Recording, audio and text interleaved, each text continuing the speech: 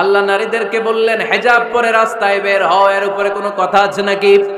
আল্লাহ বললেন সমাজের financial transaction গুলো ব্যবসার মাধ্যমে হবে, কোনো সুদের কারবার চলবে না, এর উপরে মুমিনদের কোনো কথা আছে নাকি?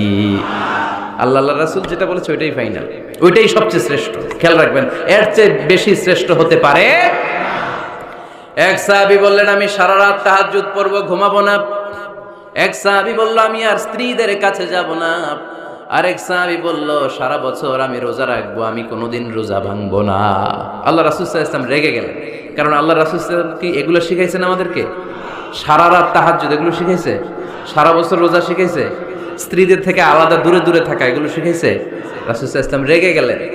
দেখেন what a check and balance, ইসলাম কতটা ভারসাম্যপূর্ণ জীবন ব্যবস্থা। আল্লাহ রাসূল সাল্লাল্লাহু আলাইহি ওয়াসাল্লাম ডেকে বলেন কার এত সাহস যে বলেছে সারা রাত তাহাজ্জুদ পড়বে? কই, আমি নবী তো সারা রাত তাহাজ্জুদ পড়ি না, আমি নবী তো তাহাজ্জুদ পড়ি আবার ঘুমাই, তো আমি ঘুমাইয়া আল্লাহর এত বড় প্রিয় বান্দা হতে পারি, তোমার সমস্যা কোথায়? আমি নবী হয়ে 11 জন স্ত্রীর সাথে মেলামেশা করতে পারি, তোমার মিশতে সমস্যা কোথায়? আমি নবী রোজা রাখি আবার মাঝে মাঝে রোজা রাখি না, দিনের বেলা খাই, এভাবে মানতে তোমার সমস্যা কোথায়? ইন্নী লা আখশাকুম লিল্লাহি ওয়া আতকাকুম লাহু, আমি নবী সবার চাইতে বেশি আল্লাহরে চিনি, আমার নবীর চাইতে আল্লাহরে বেশি কেউ চিনে? আরে নবী তো আমাদেরকে আল্লাহকে চিনিয়ে দিয়েছে, চিল্লায় বলেন ঠিক কি না? আমার নবীর চাইতে কেউ বেশি বুজুর্গ হতে পারবে না, আমার রাসূলের চাইতে কেউ বেশি আল্লাহওয়ালা হতে পারবে।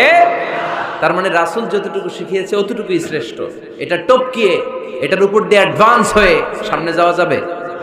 বেশি বোঝা যাবে না। খবরদার, রাসূল যেটা শিখিয়েছেন অতটুকুর মধ্যে থাকতে হবে, তাহলে কল্যাণ।